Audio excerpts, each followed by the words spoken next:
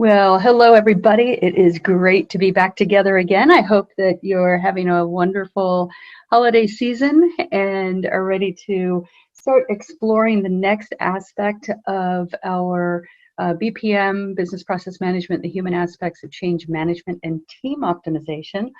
My name is Diana Willis. I'm the founder and CEO of the Pendolino Group. I am really excited to be here together with everybody and the opportunity to continue our very important conversation in the space of change and change management. This is part of our change management certification, and for anyone who may be joining us as a starting point in this particular session, please feel free to check out the previous sessions on our YouTube channel. And we will also then have the entire series put together for a program that you can access, and you can even offer it up for your team internally or for other change management professionals that are interested in furthering their professional development and obtaining the certification as well in this particular space. So let's go ahead and jump in. This is one of our Snap webinars, as we call it. If you're new to what we do here, it is a quick conversation, usually about 20 to 30 minutes. I think this one will probably be in around that 20-25-minute window. What's exciting about this whole series is, as a quick reminder, we've been looking at the human aspects of change and change management from a number of different perspectives. Starting out, of course, from really, what does success look like in change management as we explore organizations that just really seem to get it done well, or those change management professionals that really seem to be able to navigate through change and help lead change initiatives for their organizations. What are some of the things that they do exceptionally well that we can use as a guide, as a roadmap for us? So during our first sessions, we were looking at some of the systematic elements of it, and really the approach of change and change management. As we're digging in a little bit deeper now, we're going into session 9 already, if you can believe it. Session 9 is about preparing for the unexpected. So we're going to dig into that a little bit, why it's important to do that. In particular, some schools of thought will say that you should only stay focused on your path, what your ideal path is, and that if you spend too much time thinking about alternatives, that it may actually create that kind of reality, if you will, and that issues will pop up. But the truth of the matter is that change is about change, and it sounds a little paradoxical, doesn't it? So change is about change, and what happens over the course of time, of course, is that the organization where you are leading the change initiative, or you are bringing change about to an organization, new systems, new tools, new ways of doing business, anything along those lines, that organization evolves over time, and as a result, the context for your change is also evolving. So it is an absolutely important element to be thinking about how things will evolve over time and to plan for or prepare for the unexpected. You just expect that it is going to happen. Things will shift. And so we simply want to prepare for that or plan for that. So let's go ahead and dive into this a little bit more and just kind of get some of the nuances. And my goal is to give you kind of a reference to some of the tools that we've taken a look at before, so you can use them as reference points in your internal conversations, and tips and tricks as well that you'll be able to take back and really consider how you may be able to leverage them for your organization, for your team. So the most important thing to keep in mind here as we explore preparing for the unexpected is that the truth is the best laid plans rarely ever go as planned.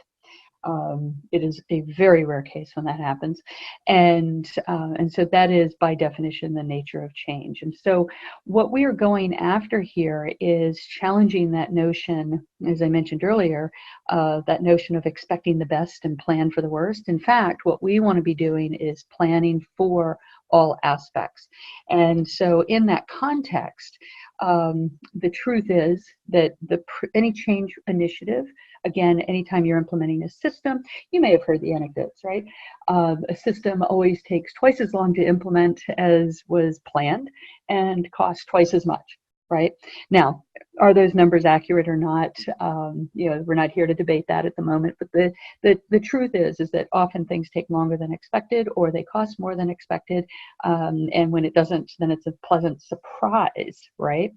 So the truth is that we rarely have a change program that goes according to plan, and part of the reason for that is the way that people are responding to things and what some of those surprises are. So we'll look a little bit deeper into those as well. And then also keeping in mind that effectively managing change requires that you are continually assessing the impact of the change on the organization and its willingness to make the change, to continue going along the path. So as we kind of dig into this a little bit more, to effectively plan, if we take the notion that as we're anticipating rolling out a new program or a new system or a new way of doing business, any kind of change that we're introducing to the organization, if we take the position that we should plan for A, B, C, maybe even D in many cases, right? The question becomes, where do we start? And it really is that we want to start with the case for change, which is in many cases, that is our vision, right? So you may recall, as we were exploring organizations that are very successful in the change space, it is not necessarily that they changed faster or that it didn't have any bumps along the way, but they were very clear on their case for change, right? So let's go back and revisit that. So the case for change, where you want to make sure all of your plans start, is really made up of 5 crucial elements, all right?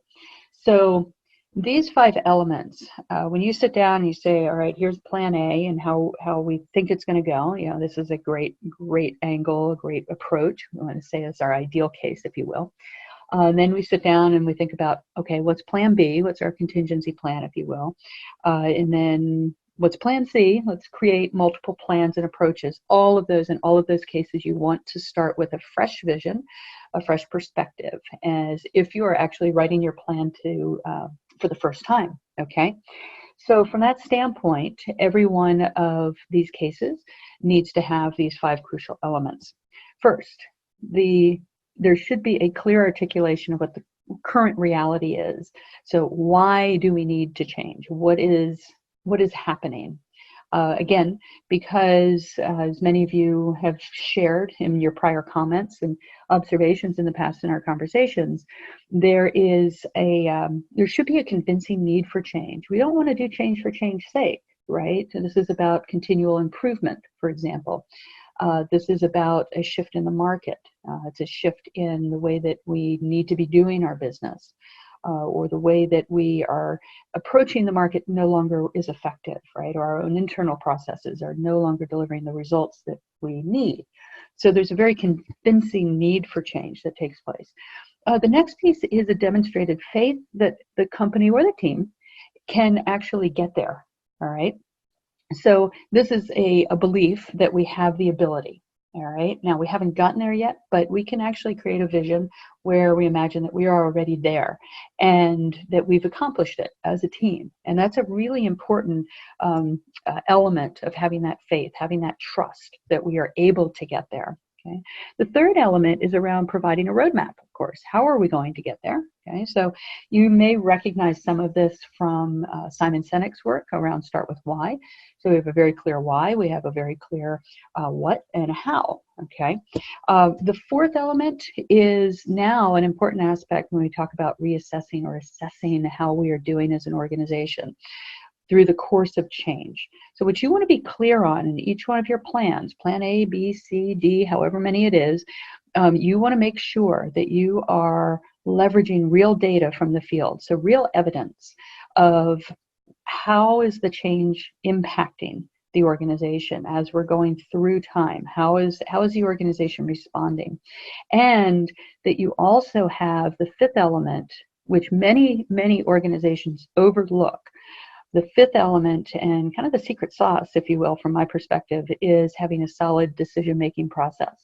Being really clear on if certain elements start to pop up in our change, in our environment, how will we go about assessing and making the decision? on shifting approaches, taking new approaches. Again, all aimed towards the same vision of change, but adapting. So how will those decisions get made clearly and communicated in a way that swiftly brings the organization back into alignment toward your ultimate vision? Okay, so of these five, I would say the first four, obviously very important, being crystal clear, demonstrating the faith we can get there, having a roadmap, and of course using real data to measure our progress along the way. The fifth one is the one that I see most often overlooked, and that's having a conversation up front about how will we make decisions, how will we continue to move ourselves forward. Okay, so if you want to look for secret sauce, look for it in the decision-making process, having that defined. Okay, so with those components, now what we want to be looking at and why we care about having these multiple plans and really planning for this.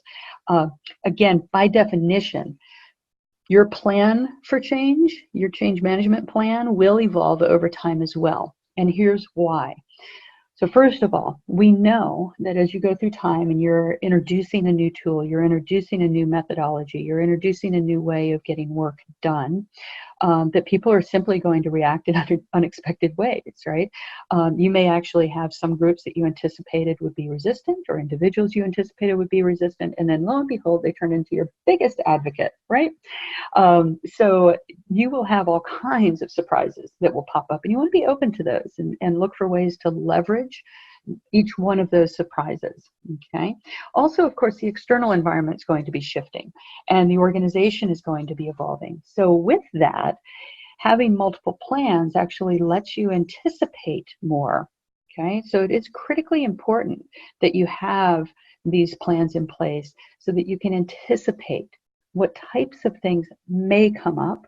And by doing so and having that exercise, what it also allows you to do is to be more responsive as surprises pop up.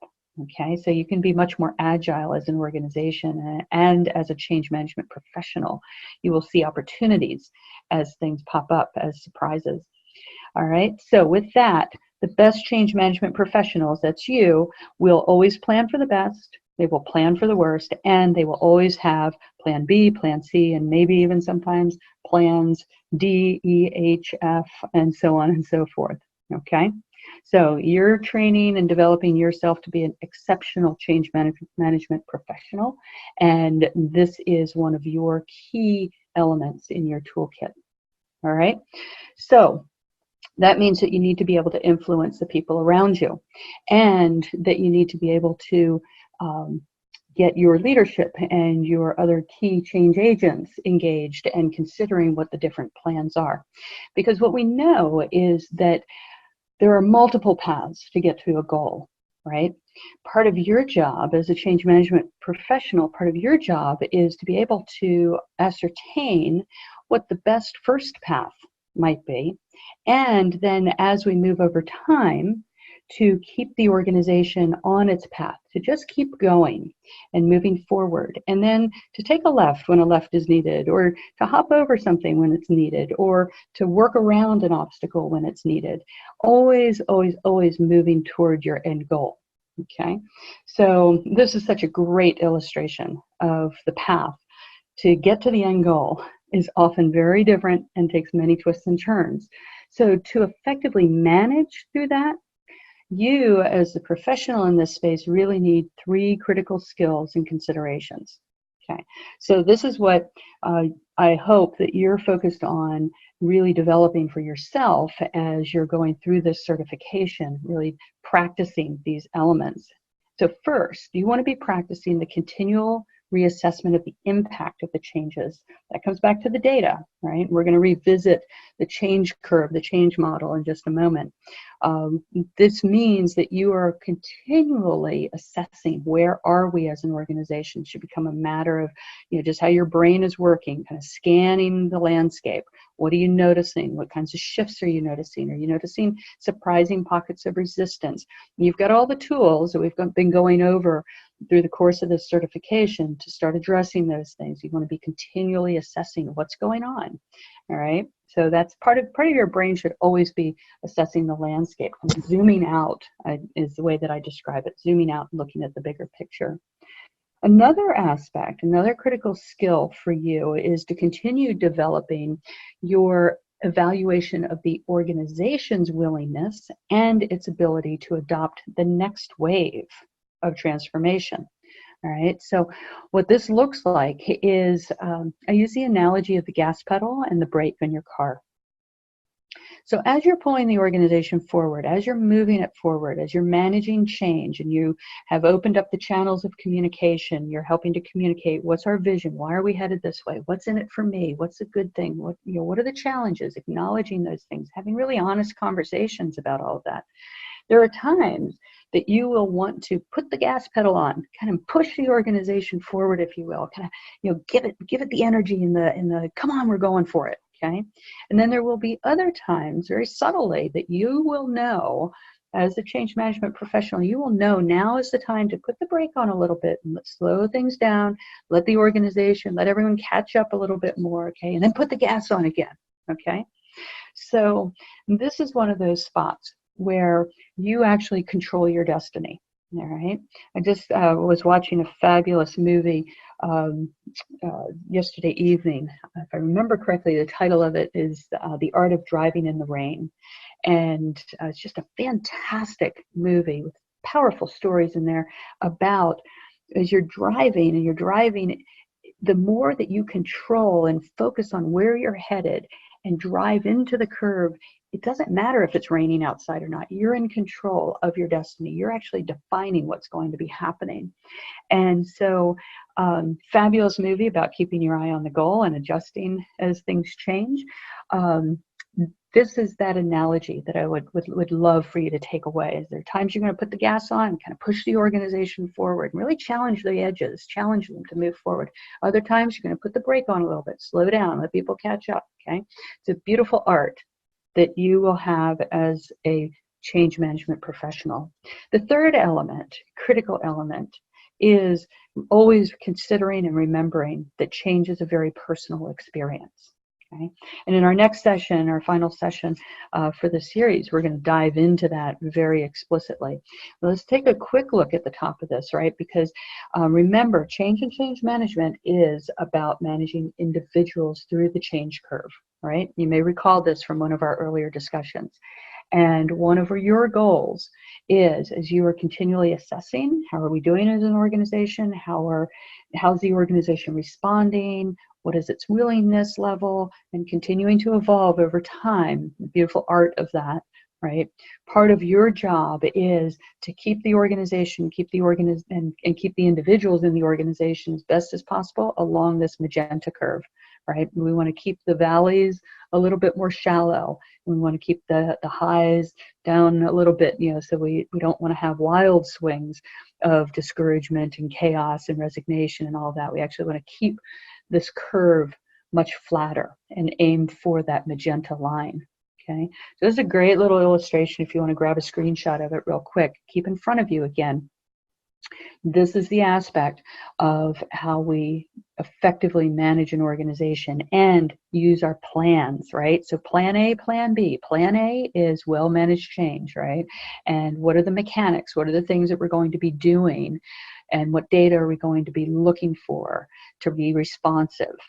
Plan B is how do we keep the organization along that line when all of a sudden we may run into a surprising pocket of resistance.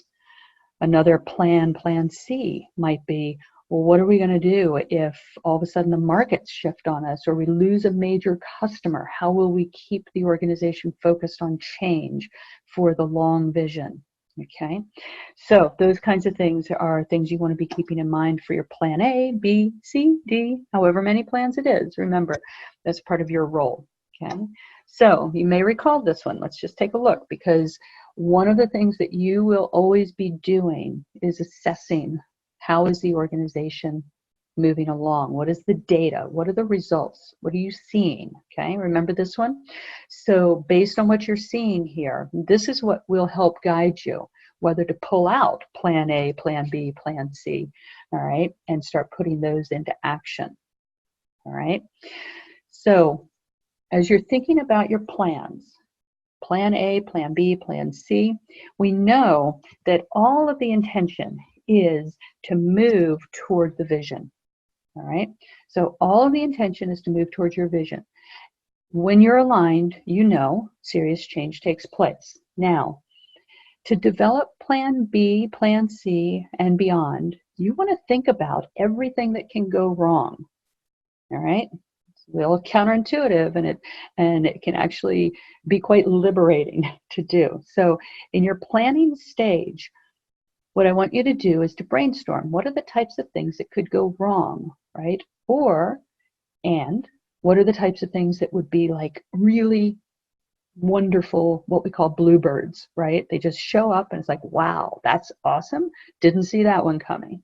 So you want to brainstorm these things. Put yourself a piece of paper, 2 columns. 1, what could go wrong? 2, what would be really cool if it happened? Okay, bluebirds. And then just brainstorm things. So for example, what might go wrong? Well, we might lose a major customer. That could distract the whole organization. That could potentially take them off course. What else could go wrong? We might have a senior leader who leaves the organization and they were an advocate.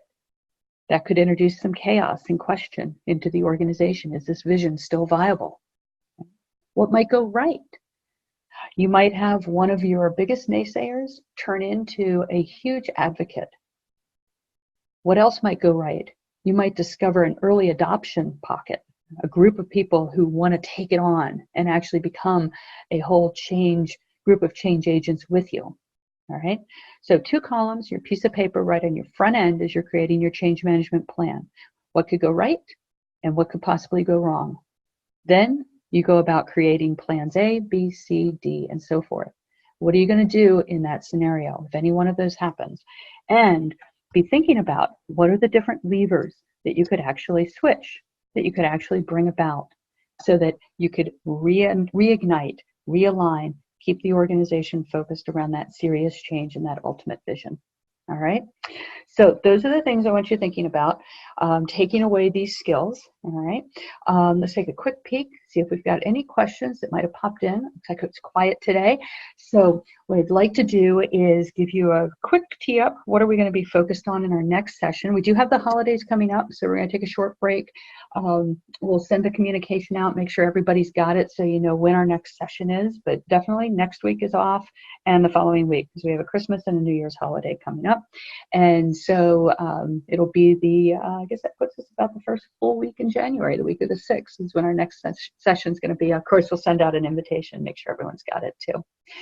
Let's take a look at what our next topic is as we're wrapping up in this particular series. And then I will also share with you some exciting news that's coming up and some exciting content that we're going to be focused on going into 2020. So our next session, it is the final segment of our certification. We will do a wrap-up session after this one. This will be the final segment, and this is where we absolutely dig into that notion that change truly is an individual experience. And so from that perspective, as a change management professional, as you're wrapping up your certification in this space, what you will be exploring in this session are the more nuanced elements of individual change management. We've been looking at some higher level models. We're really going to get into what are some of the elements that we need to be considering as change management professionals, truly at the individual level, because it is true that change is an organization journey and it's a very personal one. And so from that perspective, honesty and explicit communication is absolutely key ingredients for successful change and sustainable change. And we want to be able to master what I'll call the soft side of change management. Okay? It's really not a mystery. We're going to figure out some of the nuances and how to master that soft side and some practices that you can take back into your team and actually start practicing these pieces. All right, so that's where we're headed next. If you have any questions in the interim, please just shoot me a quick note.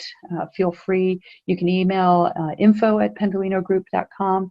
I get those emails directly as well. You can also email me directly at diana@pendolinogroup.com. If you want to schedule some time together, you can hop onto my scheduler and just grab 15, 20 minutes. Any particular topic is fine. Don't worry about which category you drop it into. When we get on the phone, we'll focus on the right things for you, okay? And again, if you want to see any of the prior SNAP sessions, you can do that on our YouTube channel. I really do appreciate you joining me. Thank you so much for your commitment to your own personal and professional development. I'm excited about you pursuing this certification and being a part of this conversation. Incredibly grateful for our time together and for continuing to keep this conversation alive. Have a wonderful day, and I look forward to our next session.